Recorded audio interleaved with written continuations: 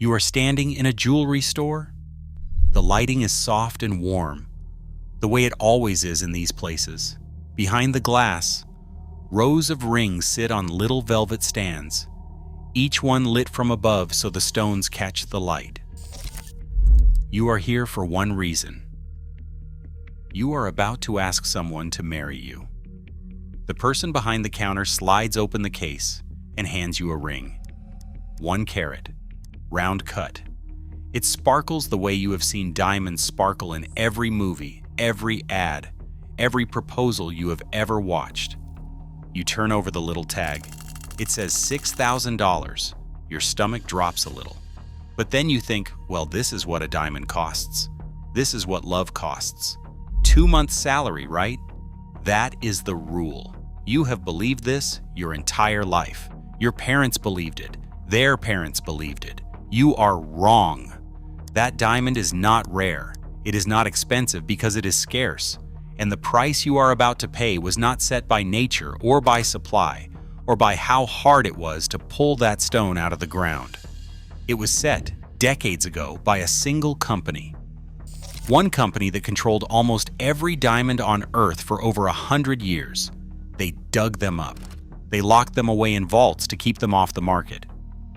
They invented the idea that you needed one to get married. And that rule about 2 months' salary, they made that up too. For a century, nobody could touch them. And then a machine the size of a refrigerator, running quietly in a factory, started making the exact same diamond, atom, for a fraction of the price. The company is called De Beers. The man who built it started with nothing. And the technology that is quietly tearing it all apart can grow a flawless diamond in about 2 weeks. If you like stories about monopolies hiding in plain sight and the exact moment they finally crack, hit like and subscribe so you never miss one.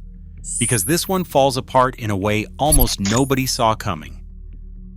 The story of how one company took control of something buried on the other side of the planet begins with a sick young man sent away to get better. Cecil Rhodes was born in England in 1853, the son of a vicar. He was frail. He had heart and lung problems. And as a teenager, his family sent him to South Africa, hoping the warm climate would help him survive. He arrived to work on his brother's cotton farm. The farm failed. But something else was happening in South Africa at that exact moment. In a place called Kimberley, they had found diamonds. Not a few. An enormous amount. So many that men were pulling them out of the ground by hand. And the whole area had turned into a chaotic rush of thousands of independent diggers, each with a small claim, each selling whatever stones they found. Rhodes saw something almost none of them did. He understood that all these diamonds flooding out of the ground at once were not a gift. They were a problem. Because the more diamonds there are, the less each one is worth. If everyone kept digging and selling, the price would collapse, and a diamond would end up worth about as much as any other shiny rock. So Rhodes did the opposite of what a digger would do. He stopped digging, and he started buying. He bought claims. Then he bought the mines around those claims. If a mine would not sell, he would outproduce it, drive the price down until the owner went broke, and then buy that mine cheaply. He did this patiently for 15 years, buying up his competition one piece at a time. In 1988, he combined all of it into a single company. He called it De Beers Consolidated Mines. By 1890, just 2 years later, that one company controlled about 90% of every diamond coming out of the ground on planet Earth. And here is the key to everything that follows. Rhodes did not want to sell more diamonds. He wanted to sell fewer. Because he now controlled the supply, he could decide exactly how many diamonds reached the world each year. And the fewer he released, the more each one was worth. Because here is the truth. The entire industry is built on hiding. Diamonds are not rare. There are vast quantities of them in South Africa and later in Russia, Australia, Canada, and the Congo. The thing that makes a diamond expensive is not scarcity. It is the illusion of scarcity. And De Beers manufactured that illusion on purpose and protected it for 100 years. Rhodes died in 1902. The man who took over made the machine even more powerful.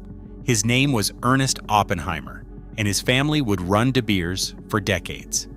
They built a system so complete it is hard to believe it was allowed. It worked like this. Almost every diamond De Beers mined, and eventually most of the diamonds other people mined too, went through a single channel in London. If you were a diamond cutter or a jeweler anywhere in the world, you could not just buy diamonds on an open market. You bought them from De Beers through that one channel. You were called a sight holder. You were invited to a viewing. You were shown a sealed box of diamonds at a price De Beers set. You did not negotiate. You did not pick and choose.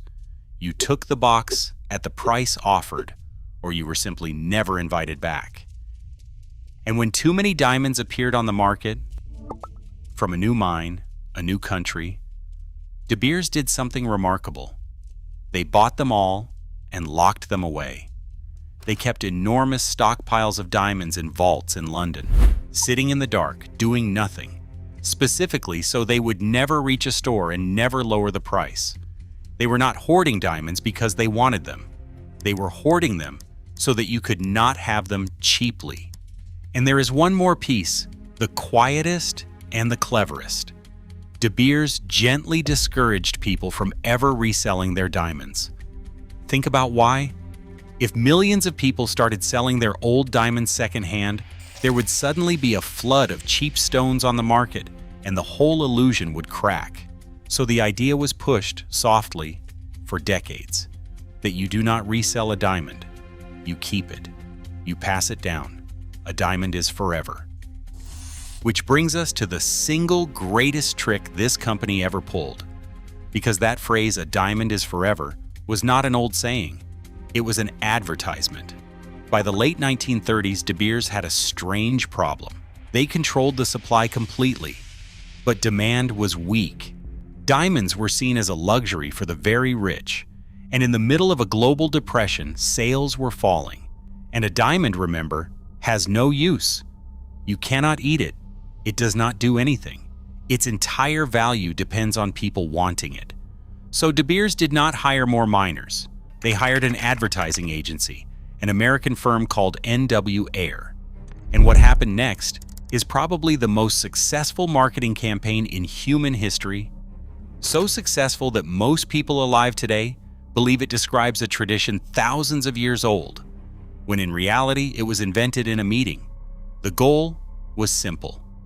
Make every single person who gets engaged believe the engagement must be marked with a diamond ring. Not gold, not any other stone, a diamond. And in 1947, a copywriter at the agency named Francis Garrity, working late one night, wrote down 4 words: "A diamond is forever." Those 4 words did something incredible. They tied the diamond to the marriage itself. The diamond lasts forever, so your love lasts forever. And because it is forever, you would never sell it, which quietly solved the resale problem at the very same time. Within a few years, the diamond engagement ring went from a niche idea to an absolute expectation, first across America, then across the world. Before this campaign, most engagements did not involve a diamond ring at all. A generation later, almost all of them did. That is not an ancient tradition. That is an advertisement that worked so well it started to feel like a law of nature. And they pushed even further. In the 1980s, De Beers wanted people to spend more on the ring, so they invented a rule out of thin air. How much should a man spend on an engagement ring?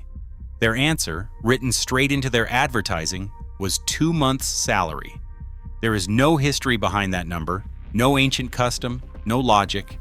It was a target invented by a marketing department to raise the average sale. And when they expanded into Japan, they pushed a different made-up number, 3 months. To this day, people repeat the 2 month salary rule as if it came from somewhere real. It came from an AD. So by the second half of the 20th century, De Beers had built something almost perfect. They controlled the supply, around 80 to 90% of every diamond on Earth for most of a century. They controlled the price through that single channel in London. They controlled the stockpile, keeping extra diamonds locked in the dark. And they controlled the demand because they had convinced billions of people that you cannot get married without buying their product and that you can never sell it back. Mine it, price it, market it, and make sure it never comes back onto the market. A closed loop running for 100 years. If you bought a diamond at any point in the 20th century, you paid a price that De Beers decided for a stone that was never as rare as they told you, to mark an occasion they largely invented, and almost nobody knew. For most of that century, it was genuinely dangerous to compete with them, because they would simply crush you. When Russia found enormous diamond deposits, when Australia and Canada opened huge new mines, De Beers' first move was always the same: buy the output before it hit the market. Absorb it into the channel. Keep the illusion intact. For decades, it held. But cracks were forming. By the 1990s, new producers in Russia, Australia, and Canada had grown big enough that they no longer needed London. They started going around De Beers. And the market share that had been as high as 90% began to slide, down to 60%, then lower. In 2001, lawsuits landed in American courts accusing De Beers of exactly what it had done for a century: unlawfully controlling supply, fixing prices, and running misleading advertising. It ended in 2012 with a settlement of nearly $300 million and a promise to stop. But losing some ground to other miners was not what broke the machine. Those were still diamonds coming out of the ground. The thing that finally ended the 100-year illusion did not come from a mine at all. It came from a factory. Here is the fact. De Beers spent a century hoping you would never really absorb. A diamond is just carbon. Carbon atoms, arranged in a particular structure, formed under heat and pressure. That is all it is. And once you understand that, a dangerous question appears. The exact question the entire business was built to prevent. If a diamond is just carbon under heat and pressure, why do we have to dig it out of the ground at all? Why can't we just make it? It turns out you can. And now we do. In factories, mostly in India and China, machines take a tiny sliver of diamond, place it in a chamber, and grow a full diamond around it, layer by layer, using intense heat and pressure, or a carbon gas. In about 2 weeks, out comes a diamond, not a fake, not a cheap imitation like cubic zirconia, which is a completely different material.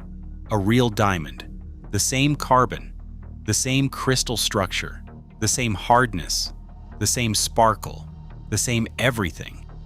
This is the part people struggle to believe, so let me be very clear. A lab-grown diamond and a mined diamond are so identical that the two most respected diamond laboratories in the world, the GIA and the IGI, grade them on the exact same scale. A trained expert with specialist equipment can tell them apart. You, standing in a jewelry store holding 2 rings, cannot. Nobody can with the naked eye, because there is nothing to see. And here is what that does to the price. A mined diamond a store sells for $6,000, in the same size and quality, grown in a lab, sells for somewhere around $500 to $1,000, and it keeps falling. Between 2018 and 2025, the wholesale price of lab-grown diamonds dropped by roughly 90%. They get cheaper every year, because unlike a mine, a factory can simply make more. The scarcity that De Beers spent a century protecting, the entire foundation of the price, does not exist for a diamond you can grow on demand. For a while, the industry told itself the story every dying monopoly tells itself, that this was a fad, that customers would always want the real thing, that lab-grown would stay in the margins, a cheap novelty for people who could not afford better. They were wrong, and the numbers show exactly how wrong. Lab-grown diamonds now make up around half of all engagement rings sold in the United States. Not the margins, half. An entire generation looked at two identical stones, one that cost $6,000 and one that cost $800, was told there was no visible difference because there is no visible difference, and made the obvious choice. And the company that controlled diamonds for over a century is now falling apart in public. De Beers is owned mostly by a large mining company called Anglo American. Over the last 3 years, Anglo American has been forced to admit, on paper, that De Beers is worth far less than they thought.